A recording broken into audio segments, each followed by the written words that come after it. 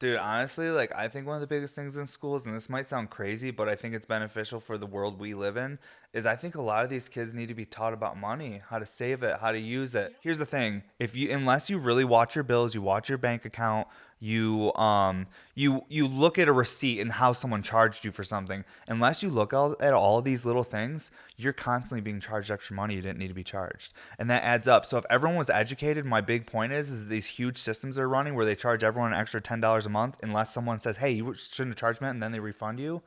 There's so many people out there that aren't educated enough that they're just losing money. Like, and I'm that person. If I didn't have my wife, she's redoing our mortgage right now. We're changing it to a 15 year and doing all these things because the interest rates are so low. She watches all that stuff. She's like, "Oh, I just saved us like 200 grand over 30 years, and I saved us this. We're only paying $40 more a month, and we switched to a 15 year." And you're like, oh my god, I would have never known. I would have just paid for 30 years and lost 200 grand. That's my point. Is there's a lot of people that are just normal, hardworking people, and they trust that the system is honest. They trust that the system looks out for them, so they pay into it without question, and then they get taken advantage of. And then they're like, at the end of the day, they have no money, and they're like, "What fucking happened? I thought this system was here to protect me and help me, so I could build and have a safe life, and it's just not the facts."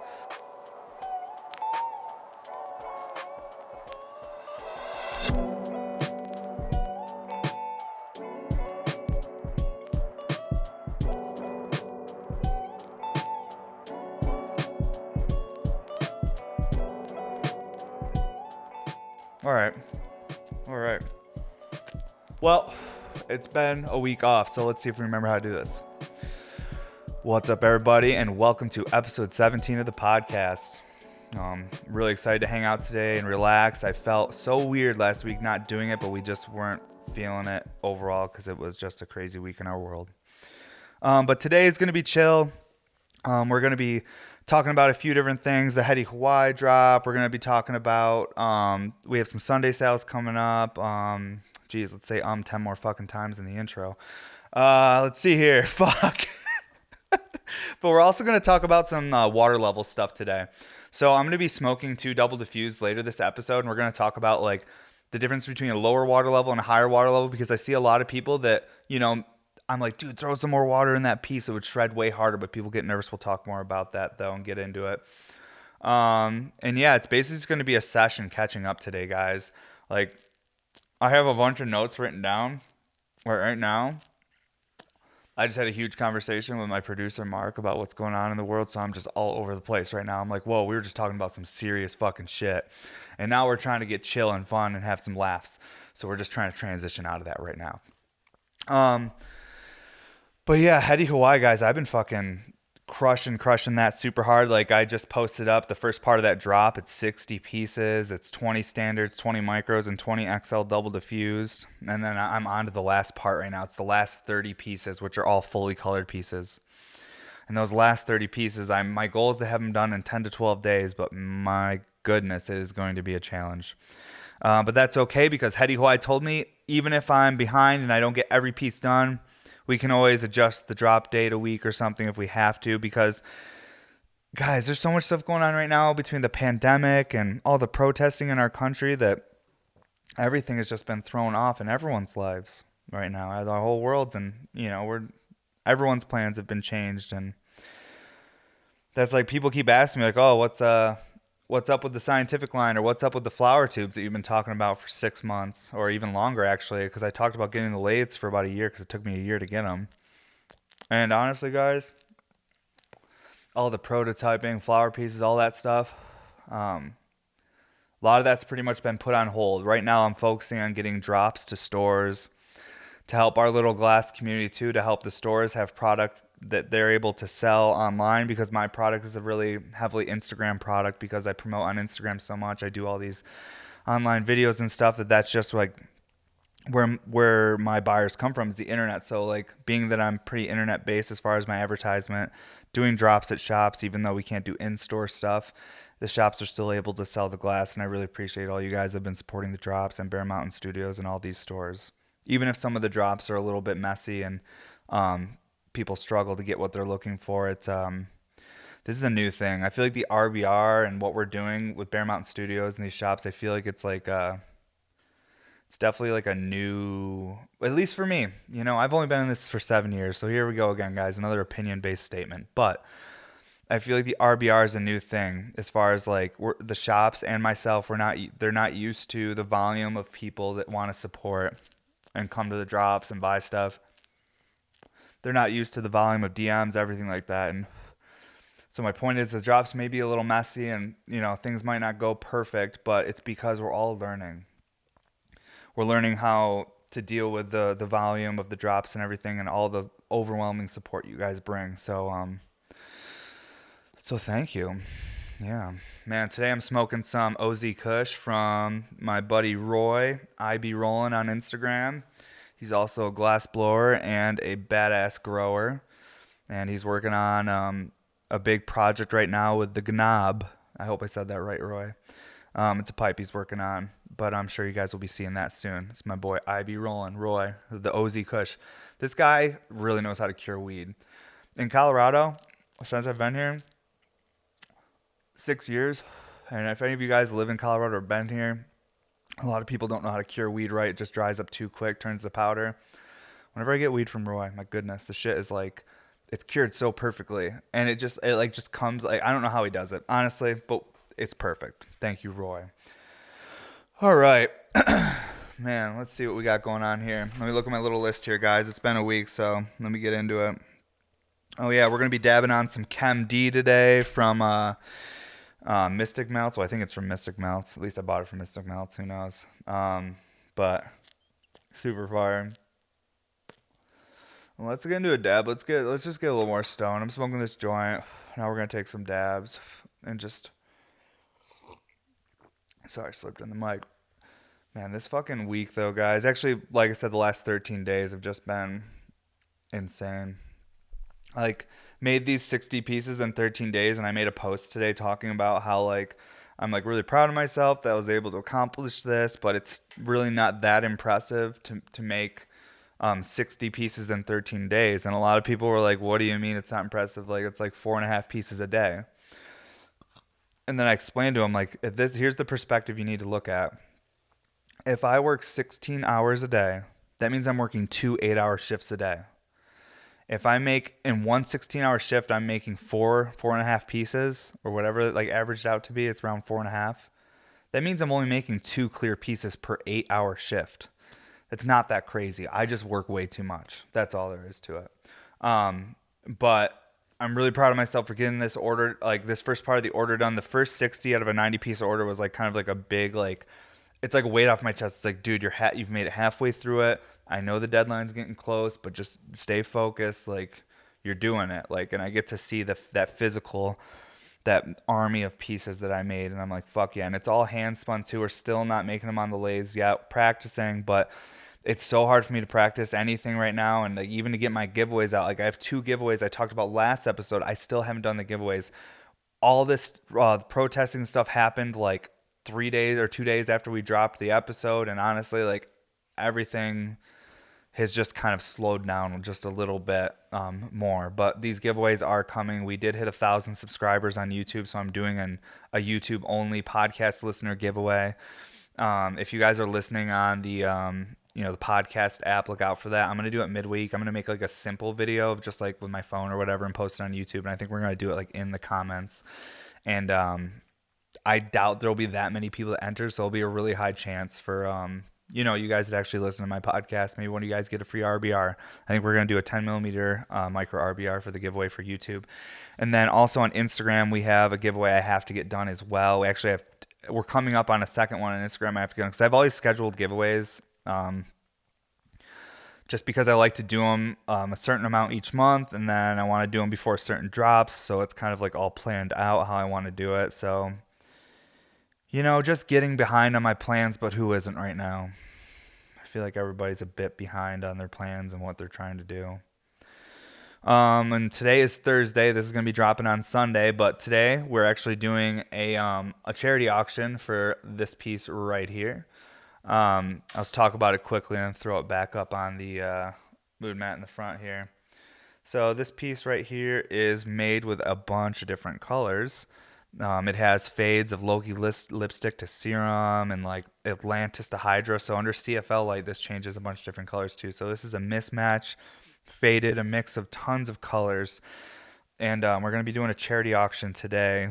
We're still trying to figure out which charity for this money to go to or fund, because you know, we pick one and we do more research, and then people are like, oh, don't support that charity, they're not going to do the right thing with the money, this or that. So we're really trying to make an educated decision on where we can send this money so it's the most helpful to actual people dealing with what's going on right now. So we're working on it, we're figuring it out, but we're going to do the auction today, and then we should be able to narrow down which charity today too, because we have a few we're looking at. We're just trying to figure out like which one, or maybe we'll split up the money between the three. But yeah, really special, fun piece. And all this prep right here too was prep that was done by one of my guys. He's just been practicing. I feel like he's getting really close to being ready to come on full time as a color prep guy. But I was happy to use some of his prep and see how it worked, and this piece came out really nice actually. So I was like, fuck yeah, dude, crushing it. Because that's the big thing with me, guys. Like, I can only make 60 pieces in 13 days if I have someone handling customer service and taking care of the house, if I have someone cleaning and shipping everything, and then if I have someone prepping everything. If all I'm doing is just making pipes, that's how that's possible. If we go back 2 years ago and it was just me doing it, there's no way. Maybe I'd make, and let's see, in 13 days, I'd probably make 24 pipes. So having the help of like my wife running all the customer service, because I used to do all the customer service stuff a couple years ago. I used to do everything. And then having Cormac Glass help with prep, and then have my guy Keymaster Glass helping with some prep and shipping and cleaning. Just all these people that are like, they just want to be part of what I'm doing. I feel like I know I'm paying people, but like, money's only one thing. I feel like you can tell when someone's actually like, they want to be part of something, or they believe in what you're trying to build. Because I'm small, guys. We're just in the garage here. We're just, we're a pipe making company. Like, we're just learning, and we're just trying to figure out our path here in this industry. But man, this is chill. This is super, super nice. Appreciate you guys that hang out, and also too everyone that made it through that last episode with Pop D. That was a long one, but holy fuck, it was fun. I had a few people hit me up, be like, I had to watch it in like 3 or 4 different segments, because it's tough to sit down for like an hour and a half and just watch something. Me with podcasts, because of my job, I just put them on and then just let them play all day, and I'm just working. I'm half listening. I catch things that are funny, things that I like. But to just sit down and watch something, it could be hard. But I appreciate all you guys that enjoyed that episode and hung out and watched it. I had a lot of fun with Vince, and I'm excited to do more stuff like that. Because even like before we started filming this episode, and I was just talking to my producer Mark, I was like, fuck, this is so much fun, just like talking about what, people's perspective, what's going on, this and that. And I definitely want to do more of that. But I had a few people hit me up that said they really do enjoy the solo episodes too. So I'm going to keep doing these and practicing and trying to get better at these as well. Let's take a dab on this triple double. We'll chat some more, and then here in a little bit we'll get into these double diffuse and talk more about the function, water levels, and try to help some people with some of their frequently asked questions as far as the water level goes, because that's got to be the most common question I get is like, what water level? And it's all up to you, and we'll talk about that in a little bit. But let's get some dabs in. Where's my torch? There she is. Oh man, so today, I'm finishing up some fucking bubble caps today, and then I'm getting into colored stuff finally. And man, do we have some cool colors for Heady Hawaii. I gotta Q-tip that a little bit. Cormac Glass has been fucking crushing some really cool color combos we've been picking out. Just using a little alcohol to get that extra fucking reclaim off the top there. Cormac Glass has been crushing some really cool colors, though. We have a bunch of really fun fades for Heady Hawaii, tons of tropical colors. We have new colors we've never used before. Like, we have blue slime, sea slime, sunset slime. We're doing full colors of, like, these colors that we've never used before. Like, so, obviously we've used sunset slime before, but we've never done full, like, slime of all these different slime variations. We got pink slime. And so we're doing, like, really bright, vibrant, fun colors. I'm starting the micros first, the fully colored 10 millimeter micros first, and I'm so excited to get into these colors. I've really been looking forward to it. Like, I love making the clear RBRs because it's like wax on, wax off, like Mr. Miyagi shit. Like, you're practicing all day doing the same movements. It's like it's like fucking meditating or a practice, and you're trying to perfect the same thing over and over again, trying to make every single one that much better. So it's a fun mental practice, but then you get into the color stuff, which is exciting just because of the variety of colors. You get to see how certain color combos come out or look, or and I don't know. So there's totally different motivators when it comes to making a clear piece or a colored piece for me. And we'll do this dab, and then actually we'll get into I have some questions and topics people sent me, because we're trying to build like a good format for these podcasts where we have kind of like it all laid out, so we kind of have like just a format for every episode, so you guys kind of know what we're getting into. But we're still learning. But yeah, I'll get into some of those in a minute. We're just waiting for this to cool down. This nail, the way I just heated this up, it's probably going to be a minute 45-second cool down, so it's quite the cool down on these. And I had to make a little cheap spinner cap that would work for this 20 mil now, because I went to throw my other spinner cap in it, and I was like, oh wait, it don't fit. But made this little clear one here, and it works great. I might have even talked about that in the last episode. I have no idea. I can't even remember, honestly. The last episode was Vince. Now I remember. I just fucking talked about it. I gotta make sure I don't take too many big dabs right in the beginning, because then really by the end of this, my eyes will be so small, I really won't be making sense, and you'll question why you listened to the whole episode. So we got about another 30 seconds left. Take a sip of coffee. We're gonna hit this triple double here from 2016. I've smoked this one on here before, but I've been smoking it a lot lately, because like I've said in previous episodes, in July I'm going to be making the first 10 millimeter fully colored one of these for a Sunday sale. So I've been smoking it a bunch, thinking about different ways I want to tweak the design or adjust things or sizes or proportions, and just getting my head in the game basically. All right, let's get this more in the middle here. Move this mic. Boom.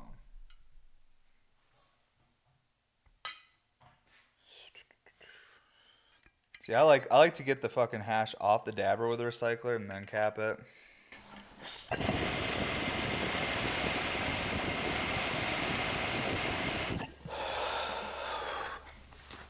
If I was smoking like a mini tube or something, I'd probably just start pulling on it right away. But with recyclers,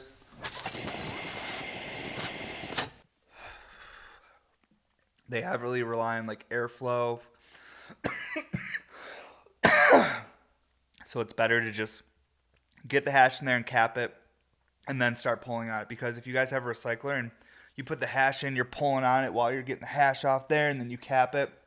By the time you finally cap it, you've used a bunch of your lung energy, and then when you go to pull on it to actually make it spin water and recycle, you're like, oh, that was really uneventful. So with the recyclers, as far as like dab videos go, and even at home, just comfort dabbing and not trying to do some fancy video, I like to just put the hash in there and throw the top on it. I know some people are like, oh, you're wasting terps. I feel you on that one, but I live in Colorado and the terps are abundant. So maybe it's just a luxury thing, but that's how I like to hit a recycler. A Q-tip this guy real quick, clear the smoke out. We'll get into a couple questions, and then we'll talk about these double diffused and some water levels and stuff. Yeah, I appreciate you guys bearing with me too. Only taking a week off, and it definitely feels weird, like taking a week off. Like I'm so excited to do this. I even told my wife, like I woke up early this morning. I was like, oh, I'm fucking stoked to do the podcast today and just like kick it and make an episode. But at the same time too, I'm like a little bit like, oh, like it's like anything. Like if you don't practice it constantly, you kind of like maybe lose a little bit of that comfort with what you're doing, just like any sports or even glass blowing. If I don't blow glass for a few days, I might feel weird when I go to do another move, like, shape something. I'm like, oh man, I forgot I'm supposed to do this. Let's see, where's my phone at? That's where the questions are. We got them on Instagram. Did one of those Instagram polls last night. Seems to be the best way to get people to interact as far as like questions for the podcast and stuff. I keep fucking burping, and I don't know why. Here we go. Sweet. I haven't read any of these yet, so I don't even know what we're going to get into right now. So it might take me a second to just, if my phone even wants to load. But yeah, this is where it's nice when you have a guest, when you're trying to fucking figure out something for, your episode, and then the guest talks about something while you figure it out. But hey, you guys are here chilling. Take a dab or something. I'm figuring it out. Here we go. Got it. All right. So, whoa. How do you feel about big tobacco buying up rec shops or chains? I haven't read any of these yet, so this is gonna be interesting. I might read some and be like, I don't know if I can even answer that. But this one, how I feel about it, um, I feel like there's always gonna be room for those like mom and pop, like connoisseur, small brew style, like if you're comparing it to alcohol, um, like grows and stuff like that. Like people that just do like connoisseur level, like small batches. Like I feel like there's always going to be room for that. But I think it's inevitable if our industry is going to grow that you don't. I mean, some big companies are going to step in and buy shit. It's just what it is. But then it's up to us, like the people like us that actually buy the high end glass, that like smoke the high end terps. It's up to us to build our culture and keep our part of the industry alive because you got to think the people that are going to be buying from the big tobacco based marijuana companies are just going to be your regular people that want to stop at the gas station on the way home and then just go home. And, they're not the type of person that's like, where we're all at, how we buy these like high end pieces and we like love and appreciate the glass and we see the philosophy behind glass and we see all the hard work from the extracts and the growers and how hard they work to pheno hunt the strains and grow them perfectly and then extract them in the most beneficial way to the terpene. So all these different steps, the normal person doesn't really care about that. They're like, okay, like, cause I've had friends or family. I'm like, you gotta smell this weed, and I'm like, the terp and this and that, and they're like, oh, okay, like it's weed, like I'll smoke it with you. Like they like to get high and smoke weed, but they don't give a fuck about anything else. Like they're like, I don't need a pipe, I don't even, I don't care. So my how I answer that question is I'm not really worried about big companies buying stuff because we're always going to have our heady terps and our heady glass. And then all this is going to do is big tobacco. It's just going to make it more acceptable for us to have our heady terps and glass out there and just be places with it, travel with it. And if anything, hopefully it just opens up doors for us heady people that actually just want to travel with our rigs and not feel like, oh, fuck, what if TSA takes my shit? All right. Hopefully I answered that okay. Do you sleep or nah? Yeah, I sleep, and I've been sleeping more. I've been trying to go to bed at 2 o'clock at the latest. I haven't worked till 4 a.m. in weeks. I'm trying to get away from that 4 a.m. grind because I felt like I was dying, and I no longer feel like I'm dying, which is really cool. So is it easier to make a clear RBR rather than a full color? Yes. I would say that the clear and the color, I mean, it's like if you look at the price, the color is twice as expensive as a clear because the color is twice as much work, twice as hard, and the material cost is more than twice as much. Material cost for a colored one is 4 or 5 times that of a clear one. So the colored ones are just expensive and harder to make all around, especially when you put over a pound of color into some of these. It's it's a lot of time and prep and a lot of money in color. Especially when color's like over $100 a pound for some of them, and you're maybe only getting $500 wholesale for a piece. You're like, all right, got $500 wholesale, so we'll subtract $100 for the pound of color. We'll subtract another, $50 for gas and all this stuff, and start knocking it down. And I realize I actually make more money on the clear than I do the color. The color I make a lot less on, but I love making them. But that's why we don't do as many of the color either, because they're just, you don't make as much and they're hard. All right. Can you show off your tattoos and are there stories behind them? I only got a couple tattoos. I got like one on my leg, then I got when I was like 18. It's like my cousin's name and one of my best friend's names. It's in pink with hearts all around it. And I turned 18, and then me and my friend went to the tattoo parlor, and I just got that done to surprise my cousin as a joke. Um, and that's one of my tattoos. And I have like my forearm done. It's like an owl with a bunch of symbolism in there. There's a lot of meaning behind. Honestly, a lot of the stuff like with like meaning behind stuff is like it's like philosophical. It's like, but also too the meanings of things change over the years. You may get a tattoo when you're younger that has this meaning, but then as you grow older and you learn more things, maybe that meaning changes to something else. You can look at cultures around the world, and the owl means all different things. In some cultures, it's the bird of light, and in some cultures, it's the bird of the night. It's an evil spirit. It's a bad omen. In some places, it's a positive thing. So With my tattoos, there's lots of meaning behind stuff, but most of it's very personal, and it's changed over the years based on life experience and things I've been through. And then my chest, I have like my whole chest is tattooed, um, and that's some like it's like a it's like a giant moth, and then there's a ram skull over the body of the moth, and the horn of the ram skull wrap around the moth wings, and then the center of the ram's head is the all-seeing eye with like rays of light going over it, and there's a lot of symbolism and weird shit in there. And honestly, like we'll save some of that stuff for a later episode, the like meaning of stuff, just because it might get really weird, and we're not high enough for that yet. And it's only 11 in the morning. Let's see. I'm just gonna try and keep answering these as fast as I can. Um, could you walk through your shop and explain some of the tools and equipment you use? I said this in the last episode. I want to start doing shorter videos just for like the YouTube, as far as like, just like, 4 or 5 minute videos talking about specific things as far as like just function or showing off the shop or day in the life, or talking about, hey, how do you start glass blowing? Here's the tools you'll need. So we'll do some shorter videos like that. Like I said, everything's been kind of slowed down and thrown off just because of everything going on, but we have big plans, lots of ambition, and we're working towards all these different types of content and stuff. And because it's just me and my wife working hard to save the money to invest into making the content, because like I want to do it right. Like I want to hire like a legitimate producer, like I want to have someone that's an artist in their own right working with me. That's why like I know nothing about like making a quality video. I can talk and stuff and hang out, but as far as like making a quality video, like I needed another artist to help me. So that's why I got my guy Mark Stylez. But I don't even know what the fucking question was, but I hope I answered it kind of. How do you clean your glass? I put 99% rubbing alcohol in a Pyrex, like a Pyrex cup, like a measuring cup.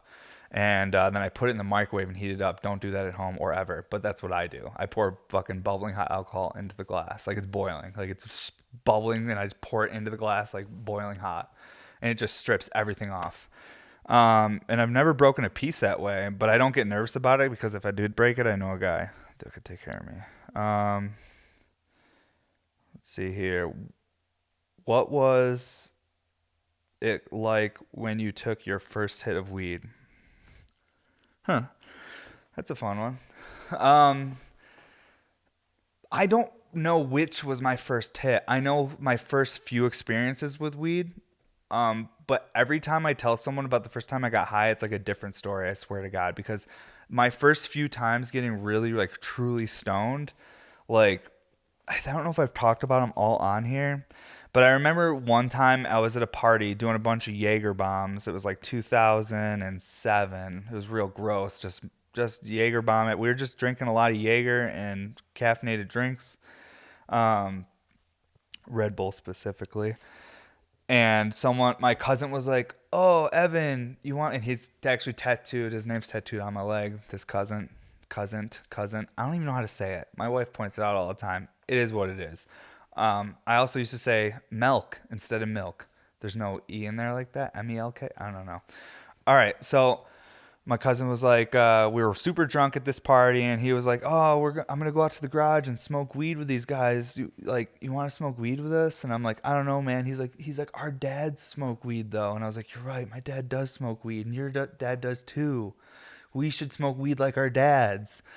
So because both of our dads are stoners, and then I went out to the garage with them, and I smoked a blunt. I literally took 2 hits off the blunt, and then immediately started vomiting nonstop. And I never like. I was always like, when you're younger, you're like, I'm cool. I don't throw up. I just drink alcohol all night. I'm really tough. And I had that attitude when I was younger, and I was so embarrassed I was throwing up. I was like, I never throw up. Fuck weed. Weed, this is the weed's fault. And I was like, I'm just going to keep drinking. Fuck weed. And then I didn't smoke again for years. That was probably the first time I really took a hit of weed, and I hated it. I threw up a bunch. And then a couple years later, I was like, had dropped out of high school. Oh, actually, I had dropped out of high school at that point when I smoked weed too. I was like 17. But yeah, then a couple years later when I was like 19, I went to New York City for the first time. And I was there with a few friends. And I was a bit overweight. And my mom I'm overweight now, but I was even more overweight then. My mom had sent me there with the same cousin and then also a couple of friends. And she like set this whole trip for me to New York City because like I was like 19 and I was like feeling bad for myself and all depressed. And she was like, we need to send him on a trip to make him feel better. And so she like planned this whole thing. And then she's like, you're going to New York City with your friends, your cousin, you're going to have so much fun. And I was like really pissed. I was like, I'm not fucking going to New York City. I'm going to play World of Warcraft and get high on resin. And then um, I go to New York City because, like, yeah, I would smoke a little bit, but I'd like scrape a resin bowl. It wasn't even good. It was gross. But yeah, then I go to New York City with my like cousins and my friends, and we fucking are in this hotel. And I still am not really like a weed smoker. I've just like smoked at one time at a party. God, guys, I'm all over the place today. I'm really sorry. I wasn't scraping resin bowls until after this trip. Wow. Trying to remember the way events happened while you're high and you were high when the events happened. I mean, it is really a challenge. But I think we're getting close to an actual story. Who knows? So I go to New York City, only smoked weed, I think, once, hated it, threw up. So we're in New York City and we don't have any alcohol because none of us are old enough. But they have a fucking bag of weed and it's like some blueberry something. I have no idea. It was some blueberry weed. That's all I remember. And they're like, we're going to smoke weed while we're here. We're going to have so much fun and just walk around New York City and get stoned. And I was like, oh, I don't really smoke weed. And I was like, I don't like it. I threw up last time I smoked it. And they're like, oh, were you? And my cousin was like, you were drinking though, you know, and this and that. And I was like, okay. So we go to Chinatown and buy like a cheap bong. And then we go back to our hotel and they load this thing up. They're like, have you ever hit a bong? And I was like, no, I took a couple hits off a blunt and threw up. Like, is a bong different? They're like, oh, it's so nice and smooth. It's way better. I'm like, okay, cool. So they load up the bong and they fucking like light it for me and they're like, pull as hard as you can, just keep pulling, and it just kept getting more and more yellow. And I was like, this doesn't seem right. And they just kept, they're keep pulling, and I pulled and I hit it, and I definitely didn't get the whole hit in, but a lot of it. Um, and then immediately after, I remember nothing. I just remember being terrified for hours. So my first few experiences with weed were horrible, terrifying. Like I was literally like, I woke up the next day and in our New York City like hotel, there was Cold Stone ice cream everywhere. Just melted everywhere on everything. I'm like, oh my God, like Cold Stone's everywhere. Everyone's passed out.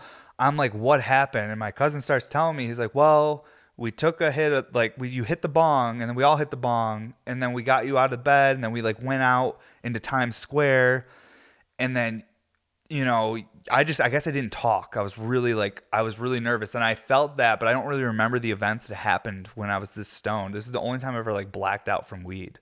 Um, I don't know what the fuck happened, honestly, but I remember being really scared. They told me that we went to Cold Stone ice cream and then we got ice cream and then we went to Central Park and it was nighttime. And I guess I saw some kids on a rock and I got really scared and thought they were going to beat us up.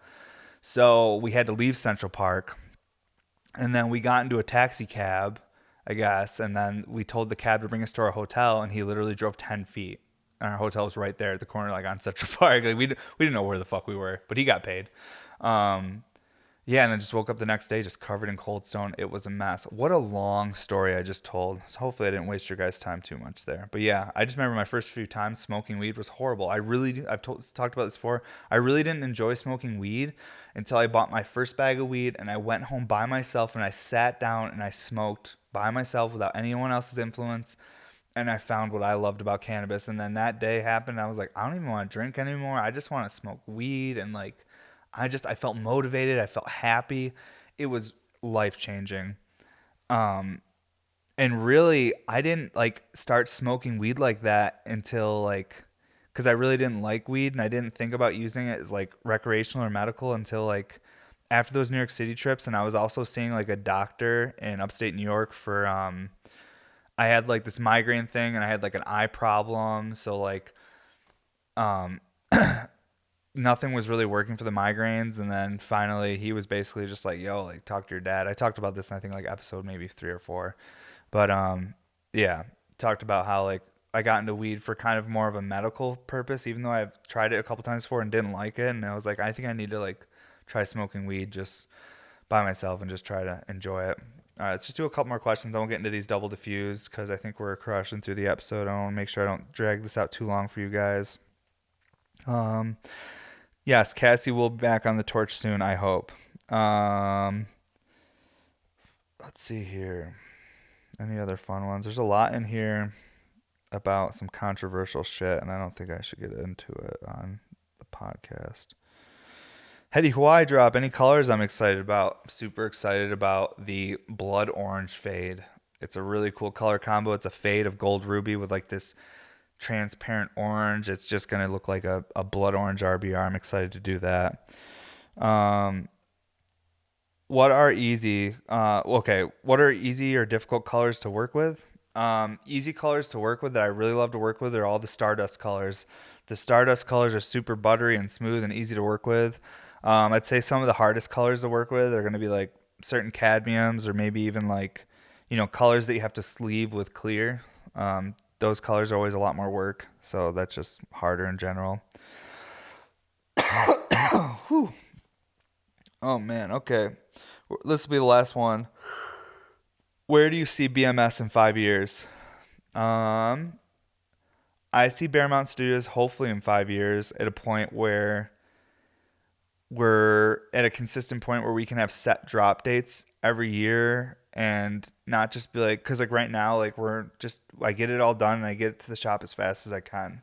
I'd like to be like Evil Empire, how they have everything like scheduled out and everyone knows exactly what's coming. And I would just like to be more organized as far as like knowing like what I'm capable of and not trying to like pack too much into my schedule. So maybe just more of a balance in 5 years. I'd also like to see us, making all the newer like designs that I've had been like drawn up and worked on stuff that I have yet to release. And I'd also like to see myself pursuing some of the sculpting things I want to do. So there's a bunch of different stuff, Paramount Studios and personal art stuff. All right, let's get into these double diffuse. Let's talk water levels for a little bit. How are we doing, Mark? We at like a half hour? About. I 5 minutes. Sweet. Yeah, I forgot to fucking start my timer. I used it for taking dabs instead of fucking timing the episode, but it is what it is. All right. So I just kind of want to do like little bits of comparisons to just like different water levels. On camera, these might not look that different, but this is going to be lower water level, and this is like higher water level. Essentially, the whole foot of this one's filled, and this one, it's like about, I would say, a quarter inch below the top of the foot, close to that. Um, and the reason I want to about water levels is because I see a lot of people posting function videos. Not a lot. I see a handful. Most people they got it, but there's a handful of people that are loving the piece, but they're trying to get that right, like water level. And I would say that we kind of need to talk about how the RBR, you almost need to hit it. Okay, how do I say this? The RBR is very simple, but it's also unique enough where it can handle tons of different water levels and all different ways of smoking. The higher water level, that type of hit, the way I smoke these, I'll put this one's what I've been smoking with that higher water level, and it's just because I don't want to pull super hard. I was running a lower water level for the last 3 weeks, and I was just making pearls spin so fast. I was making the pearls spin like a million miles an hour, literally trying to open a portal in my nail. But it didn't work. I didn't open any portals, so we brought the water level back up because with the higher water level, I just have this consistent pull of just taking a breath of air. I'm not like going like trying to fucking shred it and make these pearls rip and all this stuff. I'm just doing a nice calm pull, but you're still going to get a fucking awesome vortex and a great hit. Whereas the little bit lower water level, you can just like rip it and make those pearls shred. So I'd say like with your water level guys, it really depends on how you like to smoke. Try to take different hits. Try smoking a little differently. Try filling that RBR up with a higher water level and taking more of just a smooth, consistent pull. Um, that's the one thing that's fun about these pieces is that you can really play with the water level because they don't, regardless if you put a lot of water in or a little bit of water, they're going to shred. It really just depends on how hard you pull on them. So let's take a dab on the higher water level and I'll show you what I mean by it's more of that just like calm, consistent pull. And then we'll do a dab on the lower water level and just like get that rage going on. And I know you guys know how to fucking smoke hash and I know you know water levels, so you might be like, this is dumb. But there's a lot of people out there that are still just getting into glass and want to support and love buying the work. And they might not know. It's kind of like one of those things is like when I used to go into skate shops or head shops or any place like that, when you're first going into them and you don't really know, but you are interested, if someone's not welcoming and trying to show you and bring you into it and you feel turned off by it, then maybe you don't want to be a part of it. So let's make sure that we're, even if we're doing like really like simple conversations like this, I think it's good for, people out there that are maybe just getting into it or learning about it or just bought an RBR and they're like, man, this isn't functioning like the video Evan posted the other day. Like, you got to find your water level. Um, so we'll get into it. Man, I am all over the place today, guys. Thanks for sticking with me. The solo ones, oh, we should probably heat it up. I don't want to do a cold start, I don't think. No, let's just do full heat ups. Honestly, like, I was doing cold starts for a few weeks there, and now I'm back to like warming it up and letting the nail just sit on the timer and cool down. Um, it just seems to just melt so much more of the dab, and I don't have to keep like reheating it with the torch. It's like a consistent flavor, I think. With the cold start, it's nice though. You can just do those nice like low temps and keep hitting it. But I don't know. I've been digging the. Man, did I not Q-tip that? I don't fucking know. It might just be the top again. I think it is. But yeah. Then this week is all just fucking colored work for Heady Hawaii. Once I get that done, I'm working on Connoisseur Smoke, and their order should only take me about a week, and then I'm gonna do that Sunday sale, and then mid July, I know I said that like beginning of July I'm gonna slow down. Now we're pushing it back to mid July, and I'll just keep pushing it back, and I'll never slow down. But in my head, I'm telling myself mid July you're gonna slow down a little bit. You're gonna just wake up one day and be like, I don't know what I'm doing today because I have no plans. This is a day off. Days off terrify me. I don't know what to do with myself. I think I like to stay really busy because I overthink most things in life, I swear. Any situation that happens, I'm my own worst enemy with overthinking. But that's why it's great to just smoke weed and then you enhance how much you're overthinking, maybe enhance anxiety. It's great. I love it. All right, start this timer. Let that go. Drink some coffee. Chill for a second while that goes. But yeah, you'll see though the water level, like, it's a totally different way of hitting a piece. So there's all different. I mean, there's all different ways of smoking stuff. Is like recyclers are not like smoking a 2-hole Diffie mini tube. And I have friends that they're like, oh, I only like 2-hole Diffie mini tubes, and that's badass. Like, if you find what you love and it works for you, shred it. That's what it's about. But like I've said in many episodes, I love the variety. I love all different hits and just like watching the function, and it's just it's a different thing. Recyclers are just totally a different thing. Oh, did I not start that? Okay, now it's gonna be a mystery temperature. Who knows? I could feel it. I'll get a good idea regardless. But yeah, like I said, the last few weeks been doing this water level right here, but yesterday I switched back to the higher water level, and it's fun. That's that variety too. With one piece, you can have a bunch of different varieties and hit, and I mean, really, that's all it is. Just different, like, have a variety of hits and feeling of the hit, especially if it's a piece that's designed to handle all different water levels depending on the user. That's almost every piece, though, isn't it? You can run all different water levels depending on the user, because you really do have to set a water level for most pieces, because you have that one friend that pulls super hard, and then you have the one friend that like pulls on it like he's not even pulling hard enough for the smoke to suck into the nail. You guys remember domeless nails? And you have that one friend that just doesn't get it. You put the hash on there for him and it just floats into the air, and you're like, you gotta pull on it, dude. They don't understand. They're like, is it happening? Is it coming in my is it happening? And then it's like, no, you need to pull on the piece.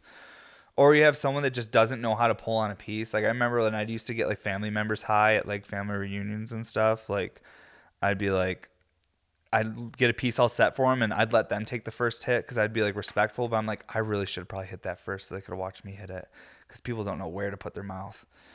But yeah, smoking weed with people, watching them, trying to figure it out. It's usually a lot simpler than people realize. All right. Middle there.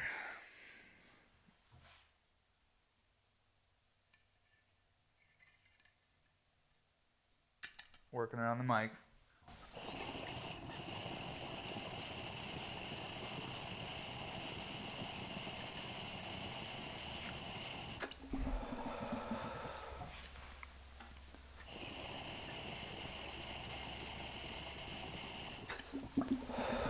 So that's like that slow pearl spin, that slow vortex. I'm gonna heat that up a little bit more. That tasted really good, but there's a little bit of hash in there still that could be melted.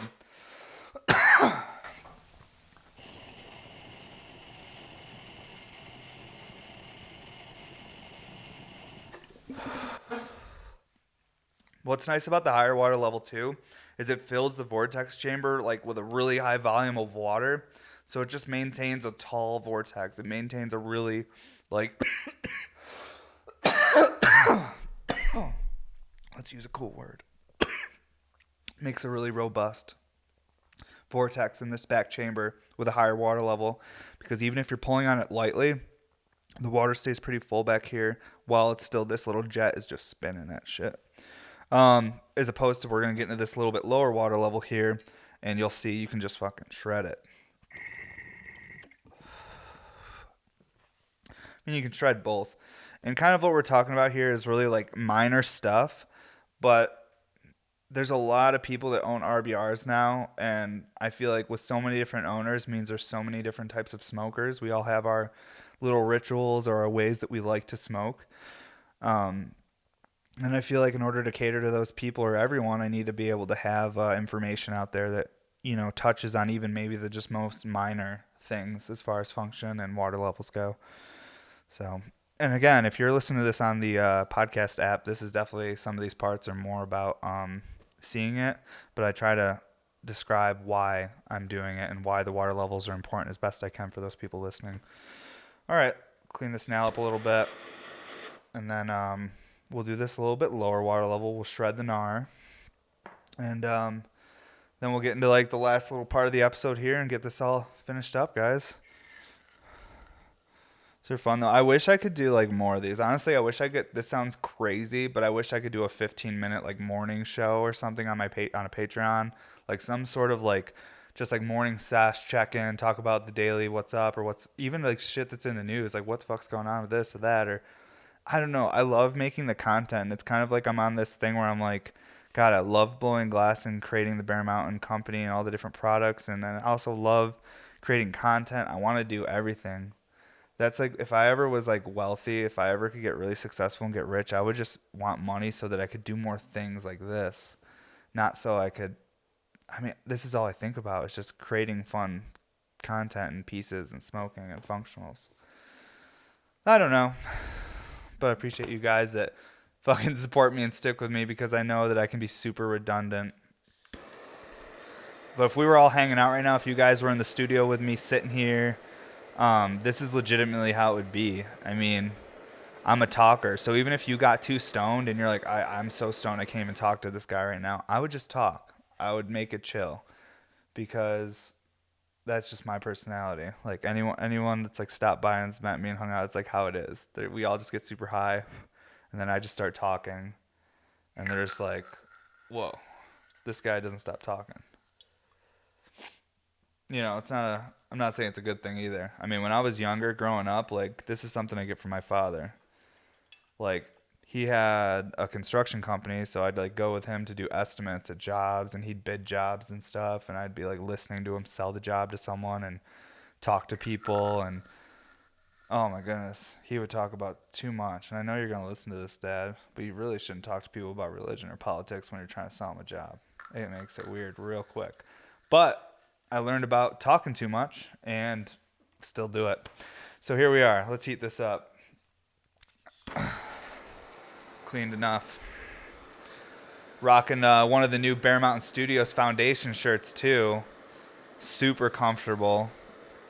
We buy the shirts and stuff that we like. Like, we buy like the lighter weight hoodies, like, and that's just like the stuff we buy because we like it. Like, we had one customer that he like said he prefers a thicker, heavier duty hoodie, something that's like more like warmer, like maybe something you could like snowmobile in or go shovel the driveway. And it's just, we buy like what we like. We like that like lighter weight. Like, if I was gonna go skateboard or if I was gonna blow glass in it, like, I want something that's comfortable. It's like super soft and lightweight. I'm not looking for a Carhartt to go like do what I like to do in. So, but everyone has a different, that was the only person though. We had one person that was just like, oh, I prefer it thicker. And then he like was really nice. He like sent us a link to another type of hoodie that's thicker, but the hoodie he sent us was actually a way cheaper brand. And I was like, these hoodies are literally like $40 like wholesale just for the fucking hoodie. The one you sent me is like it's like a $10. Like we tried that brand. It had a really tight neck. I won't say which brands they are, but I tried on a bunch of different hoodies, and they all, I didn't get a timer on this. We gotta do this again. The ones that we got are the ones that felt really comfortable on me, but I'm also a little thick. You know, my neck's a little chunkier. I'm a little more round in the middle, so maybe the hoodie I picked was more for the thick boy. Maybe if you're really skinny and you hadn't eaten that much that day, you need a heavier duty hoodie to keep you warm. We all got different body types, right? Look at this. This is why you guys are watching this, right? To learn about all this stuff, like body types and stuff like that. This is the real content people are looking for. Okay, well, that's got to cool down for about a minute, 45 seconds, so we'll wait for that to happen. This one right here's got a honey badger lip wrap.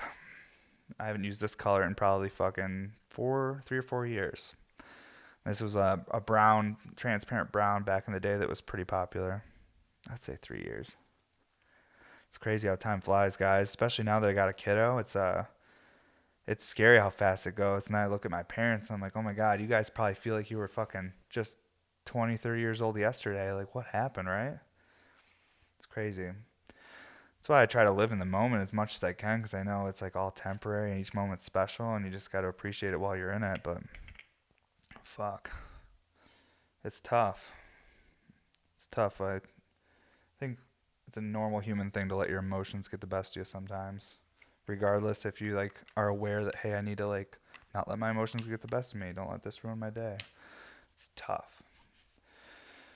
But as long as you're working towards it you're conscious about it, I feel like that's one of those things. Like, is that what being a monk is? Once you get to that level where it's like you're so aware of all these things that nothing can affect you because you're aware of the ebb and flow, the yin and yang, the back and forth of things. I don't know what I'm talking about. We're just trying to kill a minute 45 seconds. Hope you're enjoying it. All right, here we go. Dab time. I keep moving this mic and it's kind of in the way. I'm going to fucking swing it this way for a minute. Oh yeah, hear that? That's how you take care of it now. Okay, the mic.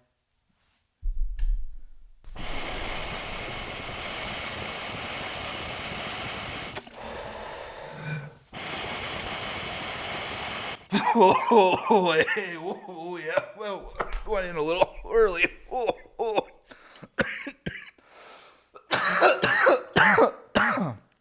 So as you can see, the pearl was going much faster. I was pulling way harder, and that vortex was probably a bit more aggressive. Really, I have no idea what just happened, but a lot of concentrated. Wait, we haven't said it once today. Weeds, smoke. Doing weeds. Went into my body. I feel it in my veins. That's what happens when you take a dab that's just a little bit warm. It's so crazy, the difference of 10 seconds. You know? 10 seconds changes your whole world. Some people would take that clip and maybe think I'm talking about some crazy event that happened or whatever, but little they know, it was because I took a hot dab 10 seconds too early. Whoa. Oh. Holy shit. Okay.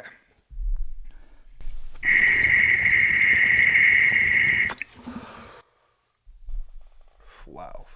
Yeah, I'm definitely digging the higher water level lately.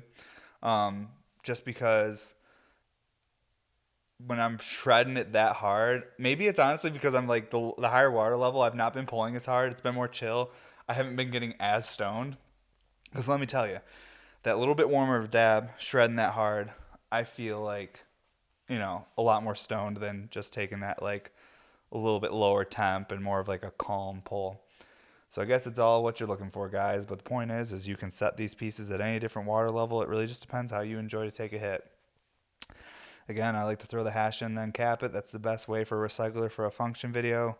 That way you don't exhaust yourself right before you're able to actually start getting it to spin water.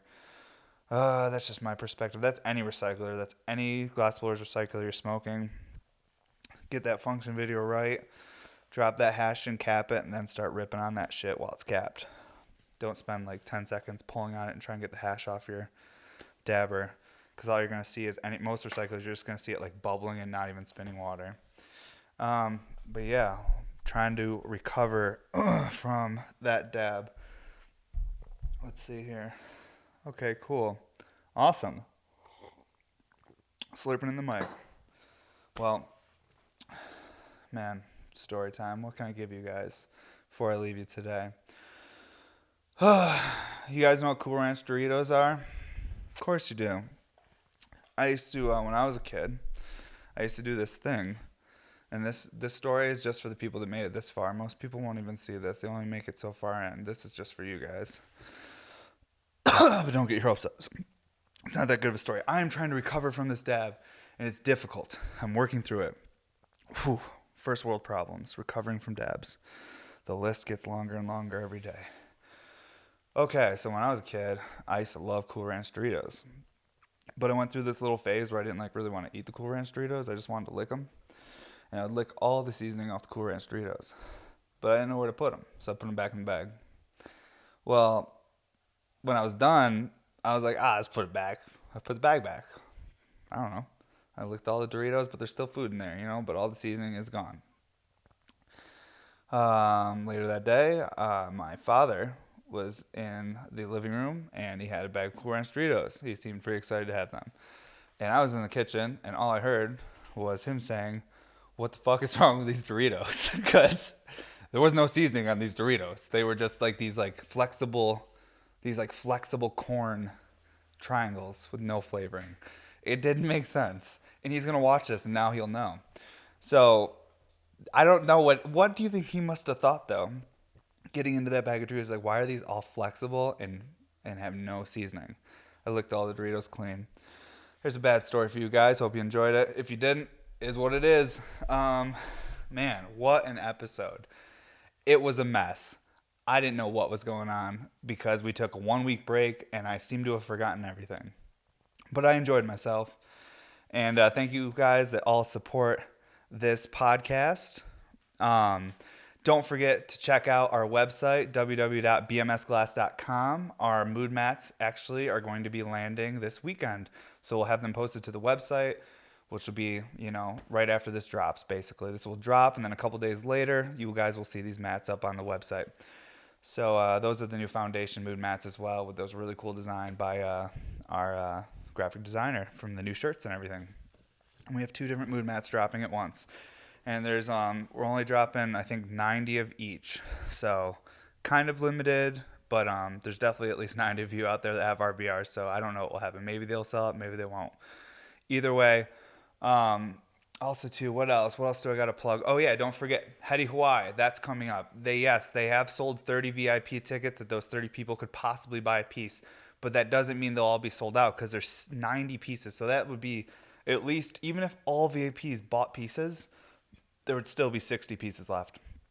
This drop's going to be on a website. Click and buy. You're not going to have to DM or anything. You'll see pictures of the piece. You'll know what you're buying. You'll see the price. You just click and pay for it. Simple as that. You're not going to have to sit in live all day and wait for the piece to pop up. I love all you guys that are that dedicated, and I can feel the frustration. I would be too, believe me. And I'm grateful that you guys stick with me and actually still want to keep supporting even though these frustrating things keep happening. It's fucking incredible, and I don't know what I did to deserve such people that are so dedicated to supporting my art. So, and then also too, after Heady Hawaii, we have Connoisseur Smoke, and then that Sunday sale in July. Hope you guys have a good week. Hopefully this week's a little bit better for everybody. What a crazy time we're living in. But yeah, again, this is the What's Up Everybody podcast. Thank you guys for watching. Thank you so much.